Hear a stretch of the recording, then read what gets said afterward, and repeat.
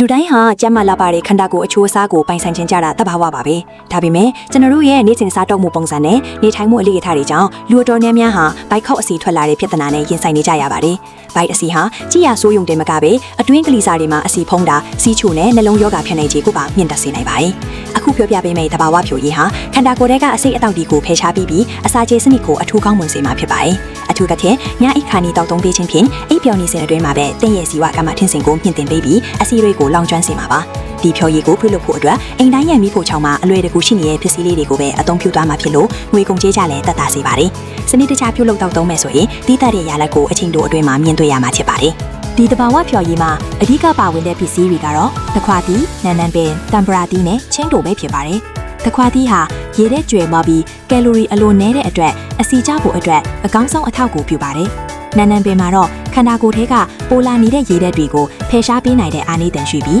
ဗိုက်ကယ်တာတွေကိုတက်တာစေပါတယ်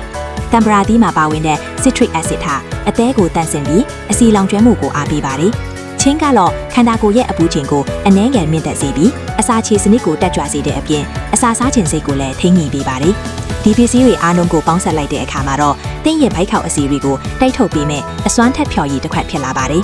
ဒါအပြင်ဒီဖြော်ရည်ဟာအသားရည်ကိုလည်းကြည်လင်တောက်ပစေတဲ့အကျိုးကျေးဇူးကိုပါရရှိစေမှာပါအခုဒီဖြော်ရည်ကိုဘလို့ပြုလုပ်ရမလဲဆိုတာဆက်လက်ကြည့်ရှုရအောင်ပါပထမဆုံးအနေနဲ့တခွားသီးတစ်လုံးကိုတန့်စင်အောင်ဆေးကြောပြီးအတုံးသေးလေးတွေတုံးထားပါနည်းနည်းပဲအနည်းငယ်ကိုလည်းအမြင့်ဖြတ်ပြီးတန့်စင်ထားပါချင်းကိုတော့လက်မဝက်ခန့်အရွယ်စားကိုအခွင့်နွားပြီးပါပါလိထားပါပြီးနောက်အဆိုပါပါဝင်ပစ္စည်းအားလုံးကိုဖြောဆက်ထည့်လိုက်ပါ၎င်းနောက်ရေတစ်ဖန်ခွက်နဲ့တမယာရေတစ်စုံခန့်ထည့်ပြီးအားလုံးညှက်သွားအောင်ကြိတ်ပြရမှာဖြစ်ပါလေ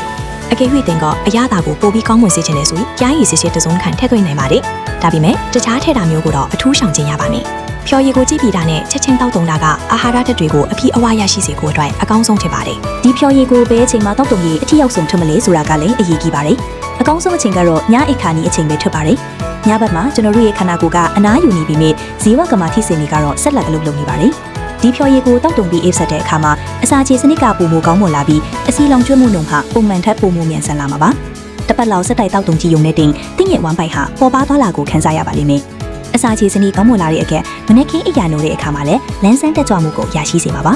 ဒါအပြင်ဝမ်းချုတက်တဲ့သူတွေကလည်းဒီဖြော်ရည်ကအကောင်းဆုံးတဘာဝဆေးတစ်ခွက်ပဲဖြစ်ပါတယ်နောက်ဆုံးအနေနဲ့သတိပြုရမယ့်ချက်ကတော့ဒီဖြော်ရည်ကိုတောက်ယုံတင်မကပဲနေ့စဉ်စားတောက်မှုမှာအချိုဓာတ်နဲ့စီကြောစားတွေကိုရှော့စားဖို့လိုအပ်ပါတယ်ရေကိုလည်းဒီနေ့ကိုအနည်းဆုံး10ဖန်ခွက်ခန့်တောက်သုံးပေးရပါမယ်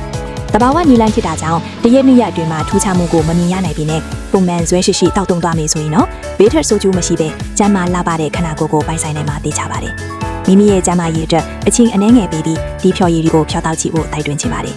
ကျမ်းမာခြင်းဒီလောက်ပြပါဆိုတဲ့အတိုင်းအားလုံးပဲယောဂဗျာကင်းနေပြီးပျော်ရွှင်စရာကောင်းတဲ့နေ့ရက်တွေကိုပိုင်ဆိုင်နိုင်ကြပါစေရှင်